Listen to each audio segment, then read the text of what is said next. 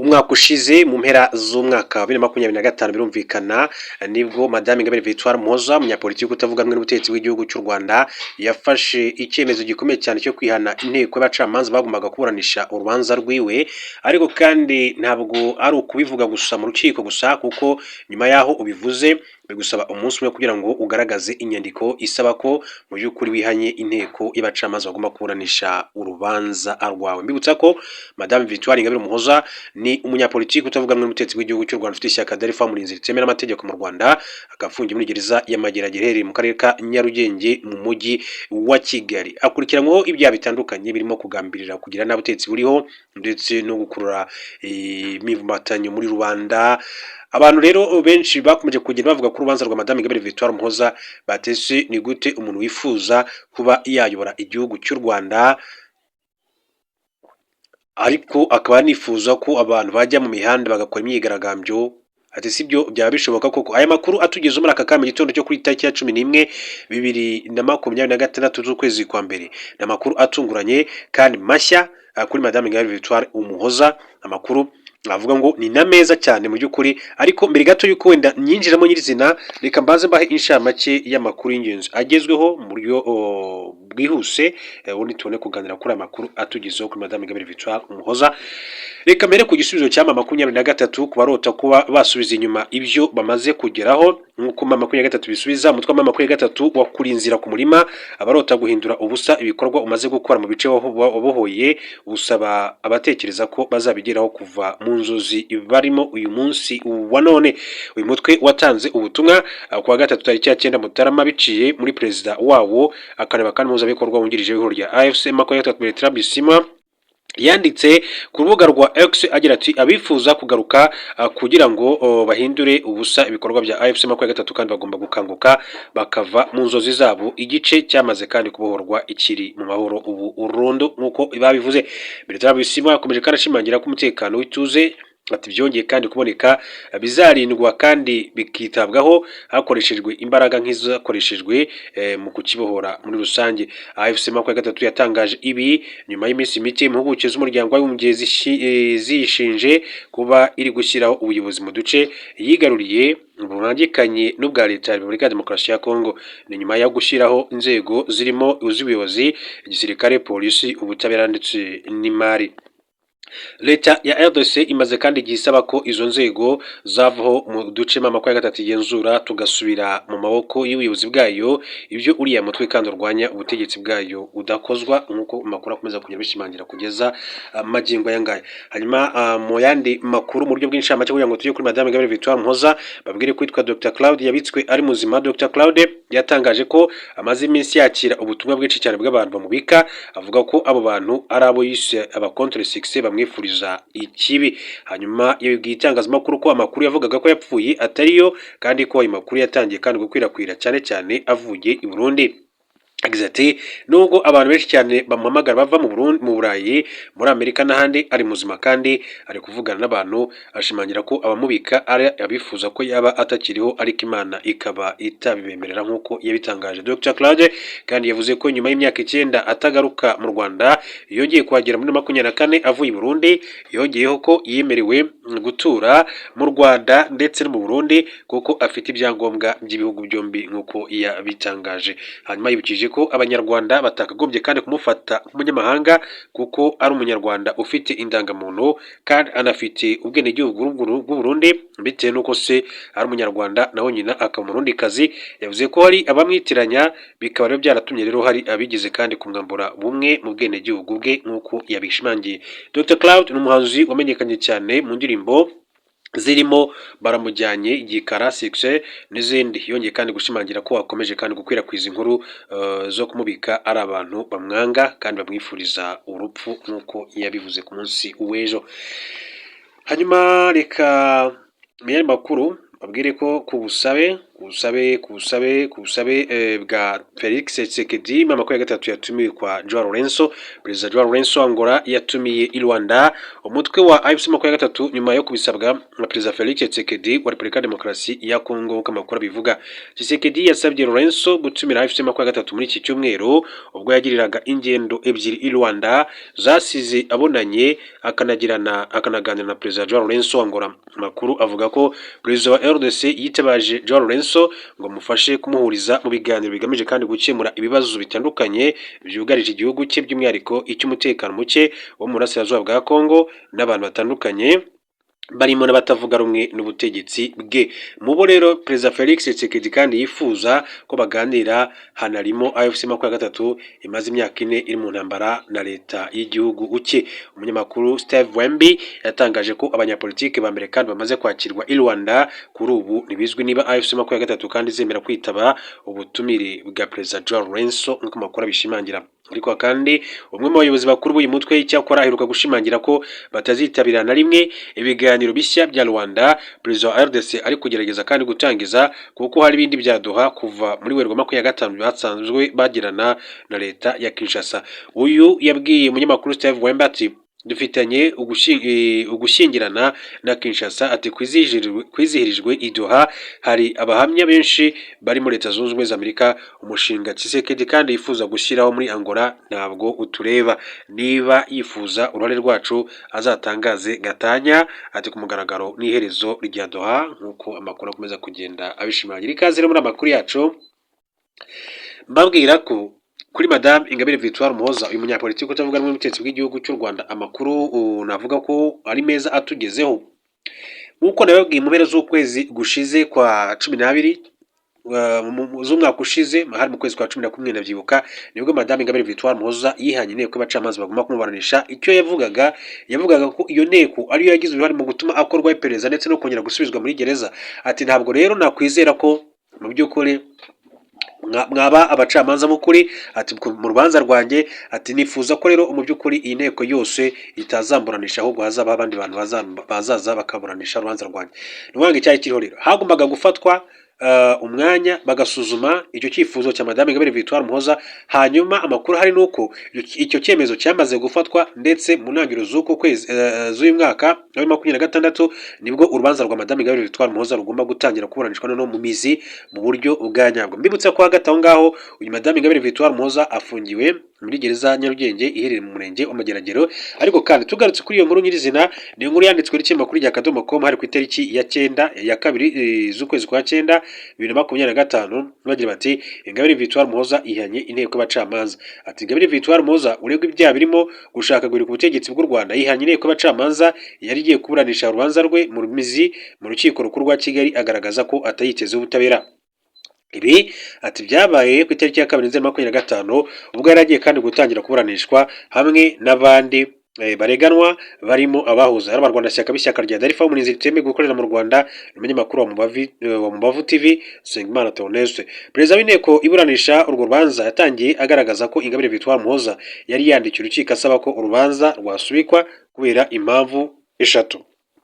Izo mpamvu ni izihe rero? Ya mbere nijyanye no kuba agikeneye kunganirwa n'umunyamategeko w'umunyakenya Emily Kwamboka Osiemo usanzwe abarizwa mu rugaga rw'abavoka muri Kenya. Ati kuri ubu yunganiwe na Maître Gatera Gashabana ari nawe kandi wunganira abandi bantu 9 baregwa muri dosiye imwe. Madame Ingabire Victoire Umuhoza akaba kandi ashaka ko yagira umwunganizi mu mategeko we wihariye kandi akaba amufite ukorera umwuga muri Kenya, ndetse ngo yasabye ko yahabwa uburenganzira bwo kumwunganira ariko bikaba bitarakorwa. Ubwo burenganzira bugomba kandi gutangwa n'urugaga rw'abavoka mu Rwanda. Gusa ikibazo cya Emily Kwamboka Osiemo uyu nguyu cyakunze kandi kugaruka cyane mu rubanza rwa Madame Ingabire Victoire Umuhoza guhera mu gihe yaburanaga ku ifungwa n'ifungwa ry'agateganyo. Perezida w'urugaga rw'abavoka mu Rwanda Maître Nkundibasha Moise yagize kandi kuvuga ko mu mategeko y'imikorere y'abavoka ku isi habamo icyo bita ihame ry'amagiriranire cyangwa se reciprocité, kugira ngo rero wemerewe gukorera mu kindi gihugu, nuko icyo gihugu nacyo kiba cyemera ko abanyamategeko bo mu gihugu ushaka gukoreramo baba bemerewe gukorera mu gihugu cyawe. Urugero, niba abanyamategeko bo muri Kenya bifuza gukorera mu Rwanda, abo mu Rwanda nabo bagomba kandi kugira uburenganzira bwo gukomeza gukorera mu gihugu cya Kenya. Magingo ya rero ibyo ntabwo ariko bimeze hagati y'ibihugu byombi, kuvuga igihugu cy'u Rwanda n'igihugu cya Kenya. Kuri iyi nshuro kandi Madame Ingabire Victoire Umuhoza yari yongeyeho undi mwunganizi, Maître Gashema Felicien, uri mu baburanye kuri dosiye. Impamvu ya kabiri ni ikirego yatanze mu rukiko rw'ikirenga agaragaza ko ingingo yashingiweho n'urukiko rukuru rugategeka ko akorwaho iperereza ryimbitse inyuranye n'itegeko nshinga, bityo atagitegereje ko kiburanwa. Impamvu ya gatatu yari yatanze ni uko atabonye umwanya uhagije wo gutegura imyiregurire ye, kuko yabonye ikirego cy'ubushinjacyaha yakibonye ku itariki 20/Kanama 2025, ubwo perezida w'inteko iburanisha mu rubanza mubazaga ku kibazo cy'umunyamategeko yifuza, Ingabire Victoire Umuhoza yahise yihana inteko yose. Ingabire Victoire Umuhoza yavuze ko impamvu zo kwihana iyo nteko ishingiye ku kuba ariyo yafashe icyemezo cy'uko akorwaho iperereza, bityo ko kuri we asanga iyo nteko yarafashe uruhande. Ati ntabwo nari niteze ko ari mwe mugiye kuburanisha uru rubanza, ati kuko ari mwe mwafashe icyemezo cy'uko nkurikiranwa, numva mwarafashe uruhande, ati nkaba mbona ntahabwa ubutabera uko bikwiye, ati kwihana inteko cyangwa se umucamanza biba bisobanuye ko wanze ko bakuburanisha. Itegeko riteganya ko kwihana umucamanza bikorwa mu nyandiko igihe cyose urubanza rutaracibwa. Uwihannye umucamanza mwiburanisha agomba kandi kwandikira perezida urukiko inyandiko isobanura impamvu z'ubwihane mu gihe kitarenze umunsi umwe ukurikira uwo iburanisha ryabereyemo ubwihane. Iyo icyo gihe kandi kirenze ataratanga iyo nyandiko, bifatwa nk'aho nta bwihane bwabaye, urubanza kandi rugasubukurwa. Iyo umucamanza kandi yihanwe mu iburanisha, umwanditsi yandika ko habaye ubwihane, inteko iburanisha kandi igasubika urubanza nta mpaka. Iyo umucamanza kandi yihanwe iburanisha ryarapfundikiwe, inteko iburanisha ihagarika ica ry'urubanza igategereza icyemezo kuri ubwo bwihane. Iyo ubwihane kandi bwemewe, umucamanza wihanwe ava mu rubanza agasimbuzwa undi, urubanza rukongera kandi rugahamagazwa mbere yo kuruca. Iyo kandi ubwihane kandi butemewe kandi iburanisha ryapfundikiwe, inteko iburanisha kandi ikomeza ica ry'urubanza, byaba ngombwa ikimura isomwa ryarwo, bitabaye ngombwa kongera kandi guhamagaza ababuranyi. Niyo mpamvu bavuga ngo rero mu ntangiriro z'umwaka 2026 Madame Ingabire Victoire Umuhoza agomba kongera gusubira imbere y'urukiko, hanyuma akaburana, ibirego bye bikava mu nzira, akagirwa umwere cyangwa se agakomeza agahamwa ibyaha, agahanwa mu buryo bukurikije amategeko y'u Rwanda. Hanyuma nibyo ngibyo navuga wenda kuri Madame Ingabire Victoire Umuhoza, umunyapolitike utavuga n'ubutegetsi bw'igihugu cy'u Rwanda mu ishyaka rya Darifa Umurinzi. Ariko reka nkomeze n'andi makuru atandukanye. Mu yandi makuru akomeje kugenda avugwa, reka mbabwire ko ubusabe bwa Papa Leo wa 14 ku makimbirane yugarije akarere k'ibiyaga bigari. Papa Leo wa 14 kuwa gatanu tariki ya 10 Mutarama yatangaje ko afite impungenge zikomeye cyane kubera ibibazo bikomeje kwibasira ibice bitandukanye bya Afurika, agaruka ku ntambara z'urugomo, ihohoterwa rishingiye ku myemerere ndetse no kwimurwa ku gahato kw'abaturage nk'uko yagiye abivuga. Papa Leo wa 14 umushumba Kiliziya Gatolika ku isi yabigarutseho mu ijambo yagejeje ku bagize urwego rwa diplomasi bemewe n'intebe ntagatifu. Yashimangiye ko abimukira benshi cyane bahatirwa guhunga bitewe n'ihohoterwa, itotezwa, amakimbirane ndetse n'ingaruka z'imihindagurikire y'ikirere. Avuga ko uturere dutandukanye two muri Afurika turi mu twugarijwe n'ibi bibazo cyane. Agaruka ku ihohoterwa rishingiye ku myemerere, Leo 14 yavuze ko yihanganishije by'umwihariko abahohotewe mu karere ka Sahel muri Nigeria ndetse n'abazize ihohoterwa ry'imitwe y'iterabwoba yitwaje intwaro muri Cabo Delgado mu majyaruguru ya Mozambique. Papa yanavuze ku mutekano muke mu karere k'ibiyaga bigari muri Afurika gakomeje kandi kurangwa n'ihohoterwa ryahitanye abantu benshi cyane mu myaka myinshi cyane ishize. Asaba impande zirebwa n'aya makimbirane gushaka igisubizo cya burundu kirangwa n'ubutabera kandi kirambye ku ntambara imaze igihe kirekire cyane. Yanagarutse kandi kuri Sudani, avuga ko yahindutse ikibuga kinini cyane cy'imirwano. Anavuga kandi kudindira kwa politike ati gukomeje kugaragara muri Sudani y'Epfo, igihugu kimaze imyaka 15 kibayeho nyuma yo kuvuga binyuze muri referendum nk'uko yagiye abivuga. Umushumba Kiliziya Gatolika ku isi yongeye kandi guhamagarira ibiganiro n'amahoro n'icyubahiro cy'ubuzima bwa muntu, ashimangira ko ibisubizo bishingiye ku gisirikare bidashobora kandi kuba ibisubizo birambye mu kibazo cyugarije umugabane wa Afurika. Ni Papa Leo wa 14 yakomeje kuyabigaruka. Mu yandi makuru akomeza kugenda avugwa, reka mbabwire ko Yani makuru akomeza kuvuga nuko leta y'u Burundi maze igihe kandi igaragaza guhuzagurika kudasanzwe mu gihe ivuga ko igerageza kandi gukemura amakimbirane hagati y'u Rwanda iyo iteye intambwe nziza uyu munsi ejo isubira inyuma yavuga amagambo y'icyizere ejo ikereka abarundi ko kuzahura umubano bikiri kure nk'ukwezi u Rwanda n'urundi kandi bicana uwaka kuva mu mpera za 2023 ubwo barushinjaga gufasha umutwe witwaje intwaro wa Tabara ukorera mu burasirazuba bwa Repubulika Demokarasi ya Kongo. Ibirego rutero twatsi rukagaragaza ko nta murundi numwe ushaka guhungabanya umutekano w'igihugu cyabo rukorana nawe. Ni kenshi habaye kandi inama zari zigamije gukemura amakimbirane y'ibihugu byombi ati guhera ku yahurije abaminisitiri ububanyi n'amahanga i Zanzibar muri Tanzania muri Nyakanga 24 kandi uko zabaga niko hatangwaga icyizere ko umubano ushobora kandi kongera kuba mwiza. Ku rundi ruhande President Evariste Ndayishimiye w'Uburundi yayoboraga inama zaba izamenyekanye mu itangazamakuru zitaramenyekanye akagaragaza ko u Rwanda ari umuturanyi mubi ushaka guhungabanya umutekano w'igihugu cyabo mu gikari byagaragaraga neza ko adashaka ko umubano uzahuka. Icyakoze muri urwo rujijo rwose President Evariste Ndayishimiye yateye abarundi Ambassadeur Albert Shingiro wahoze ari minisitiri w'ububanyi n'amahanga w'u Burundi yakomeje guhumuriza abaturage agaragaza ko amahitamo yonyine bafite ari ugukora ibishoboka kugira ngo abane neza n'abanyarwanda kandi ko bizashoboka ati nta mvura idahita. Muri Gicurasi 25 minisitiri w'ububanyi n'amahanga n'ubutwara n'u Rwanda Ambassadeur Olivier Nduhungira yasobanuye ko iyo yahuraga na Albert Shingiro bombi bagaragazaga ubushake bwo kuzahura umubano w'ibihugu byombi ariko ko President Evariste Ndayishimiye adobya ibiba bimaze kandi kugerwaho byose. Yagize ati ariko ikibazo tugira nuko rimwe na rimwe President w'u Burundi atanga ikiganiro mu bitangazamakuru mpuzamahanga ashinja u Rwanda bikaba bitudindiza mu byo twifuza. Ntabwo ari abanyarwanda gusa n'abarundi bifuza ko twagarura umubano mwiza hagati y'ibihugu byombi. Perezida Ndayishimiye kandi yifashisha umwe mu bajyanama wita muvugabutumwa Isidore Mbayahaga akibasira bikomeye abayobozi bo mu Rwanda kuva kubo mu rwego rwa politike n'urw'umutekano. Ibi byose byerekana uburyo intero y'amahoro ari ikinyoma kuri Perezida wa Evariste Ndayishimiye cyangwa se kuri leta ya Gitega. Perezida Ndayishimiye kandi yakoze ikosa rikomeye cyane tariki ya 5 Kanama 2025 akura mu nshingano Ambassadeur Shingiro Albert wari waramufashe kandi kuzana umubano w'u Rwanda n'u Burundi muri 2022 amusimbuza Mweza Nguni utihishira umbuga nkoranyambaga Dr Edouard Bizimana. Mbere ko Dr Edouard Bizimana kanagirwa minisitiri yarasanzwe yibasira leta y'u Rwanda akoresha urubuga rwa X akanatesha agaciro impungenge abanyarwanda baterwa n'umutwe w'iterabwoba FDLR ufite abarwanyi muri Repubulika Demokarasi ya Kongo ndetse no mu Burundi. Tariki ya 3 Nyakanga 2025 Minisitiri Bizimana yatangaje ko FDLR itakiri ikibazo ahubwo ko ari urwitwazo u Rwanda rwazanye kugira ngo rusahure amabuye y'agaciro muri Repubulika Demokarasi ya Kongo kandi ngo ikibazo ni ikinyoma kitazaramba. Umuyobozi w'umuryango FOCOD warana uburenganzira bw'abarundi Pacifique Nazwe agaragaza ko Minisitiri Bizimana ari umuntu urangwa n'imvugo mbi utukana ushobora kandi gushyira Burundi ahantu habi kurusha aho bwigeze kuba mu rwego rwa diplomasi. Nazwe yagize ati rimwe na rimwe amakosa ati akomeye cyane leta Ndayishimiye izicuza ni ukuba yaragenye Edouard Bizimana nka minisitiri w'ububanyi n'amahanga ni minisitiri ukoresha imvugo ijya kuba iya gishumba. Mu gihe abahuza bari gukora ibishoboka byose kugira ngo bafashe RDC guhagarika intambara yo mu burasirazuba bwayo n'akarere kugira ngo umwuka mubi uhagarare. Tariki ya 3 Mutarama 2023 Minisitiri Bizimana yakoze amahano akomeye cyane yibasira leta ya Qatar akoresheje amagambo mabi amenyereweho kuri X. Minisitiri Bizimana yatangaje ko leta ya Qatar ikoresheje ijambo n'amafaranga ifite mu kubuza leta z'ubumwe za Amerika gufatira u Rwanda ingamba. Agize ati ni ingenzi kugaragaza uruhare rwa Qatar ikoresha ijambo n'amafaranga ifite mu kubuza leta z'ubumwe za Amerika gufata ingamba.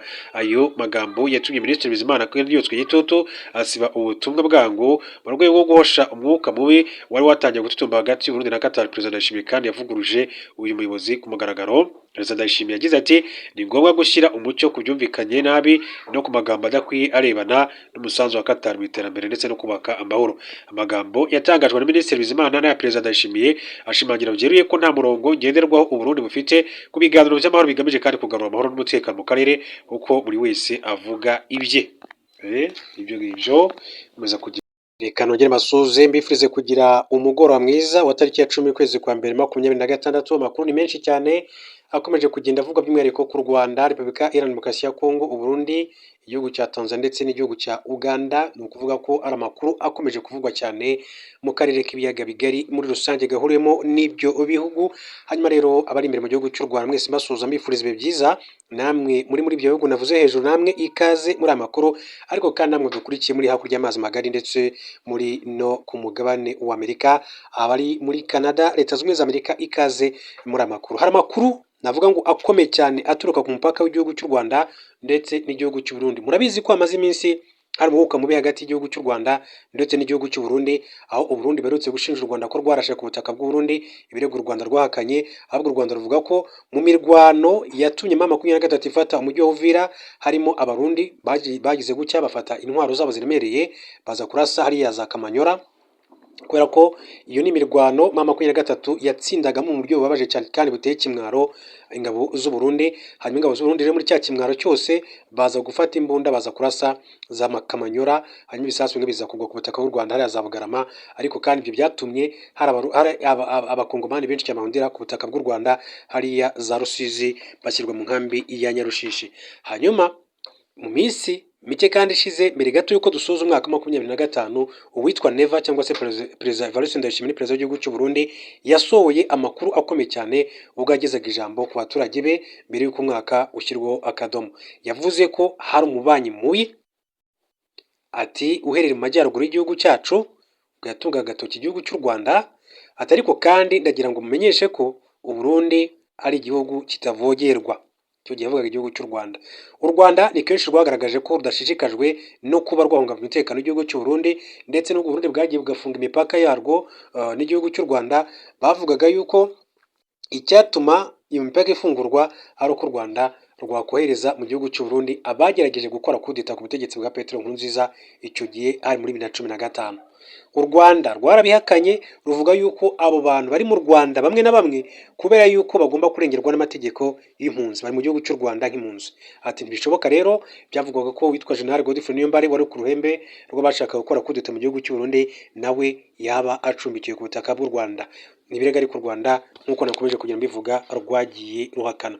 Hanyuma nyuma y'aya makuru yose abantu bibazaga batese ku mupaka w'u Rwanda n'igihugu cy'u Burundi ibintu byifashe gute. Hari amakuru yigeze kubagezaho no mugibuka neza mu minsi yatambutse, yavugaga yuko ubwoba ari bwose cyane cyane ku ruhande rw'igihugu cy'u Burundi, abaturage baturiye umupaka hariya za Nemba, za Bugesera n'ahandi hose hatandukanye, abaturage bakomeje kugira ubwoba bwinshi cyane, ndetse ngo banategujwe ko bagomba kuryamira amajanja ngo nk'uko n'ingabo z'igihugu cy'uburundi ziryamiye amajanja. Aya makuru ni amakuru akomeye cyane mbazane kuri mugoroba, gusa mbere gato yuko ndaza kwinjiramo neza nyirizina, reka mbanze mbahe inshamake y'andi makuru y'ingenzi agezweho muri aka kanya. Twihuse, murabizi ko mu gihugu cya Uganda hari amatora y'umukuru w'igihugu ateganyijwe ku itariki ya 15, birumvikana ko ni vuba aha ngaha.